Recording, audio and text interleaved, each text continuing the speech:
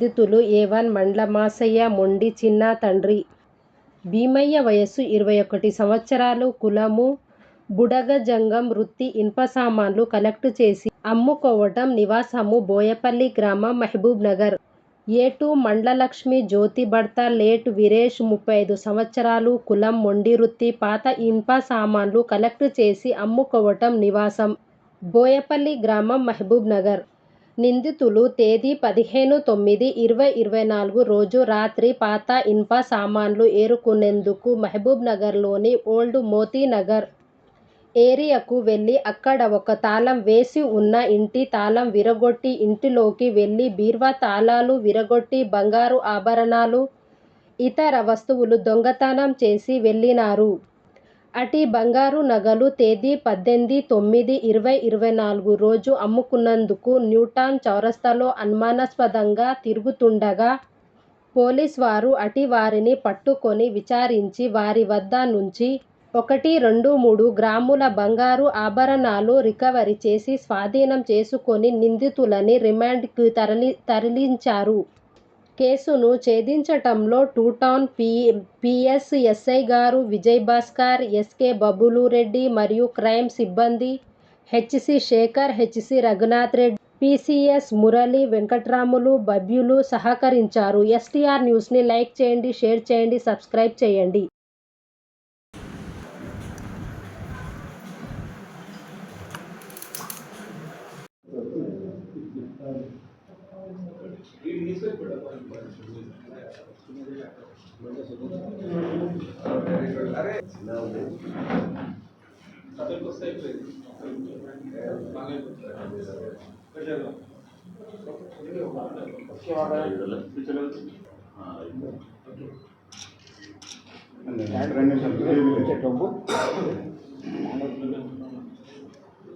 వెంకట్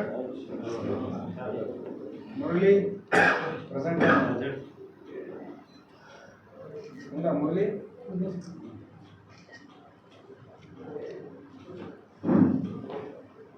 భవ్య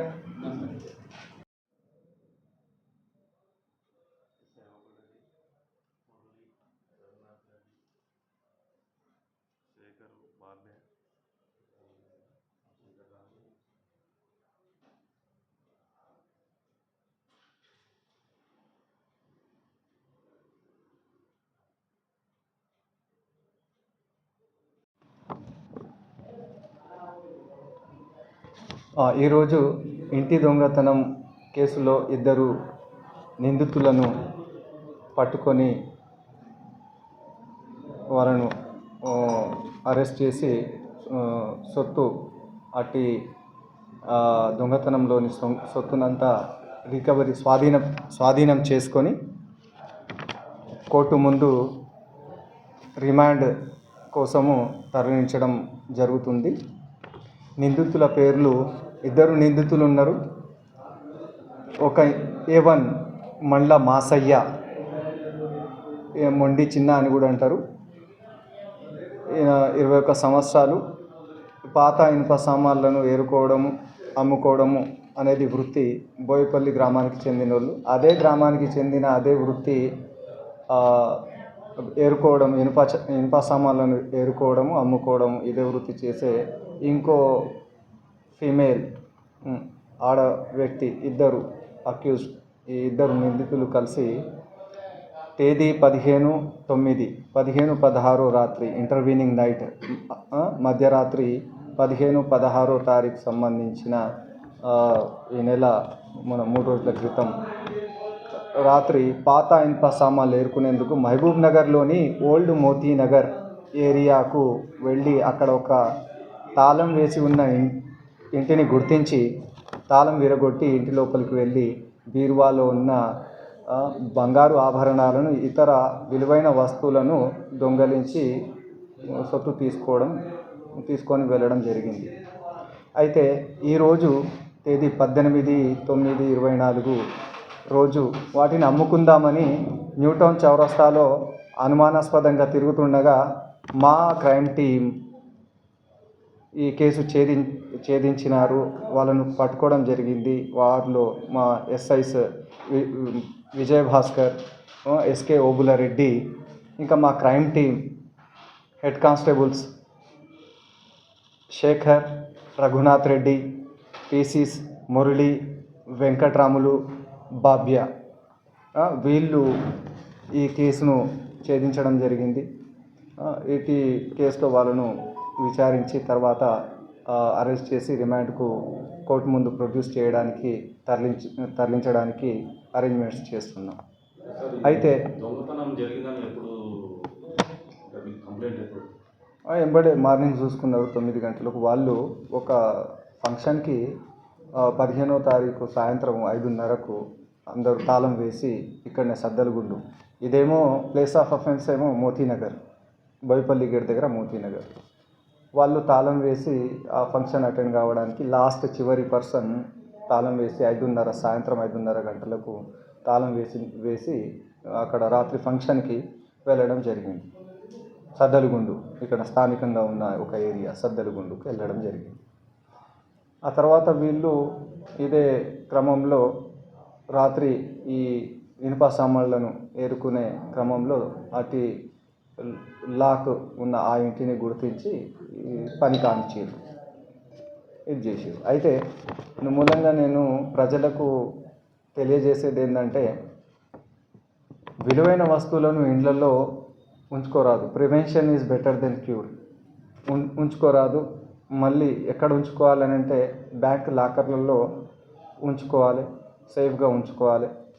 లేదు చిన్న వస్తువులు ఉన్నాయి, టెంపరీ ఉంచుకోవాల్సిన పరిస్థితి ఏర్పడ్డది అని అంటే, ఎక్కడన్నా పోవాల్సిన పరిస్థితి కూడా వచ్చింది, లాక్ చేయాల్సిన పరిస్థితి వచ్చింది అని అంటే, ఆ లాక్ కనపడకుండా పరదాలు కట్టన్ వెనకాల ఉండేటట్టు చూడాలి. కట్టన్ ముందు ఉండాలి, ఆ కట్టన్లో లాక్ కనపడకుండా చూసుకోవాలి.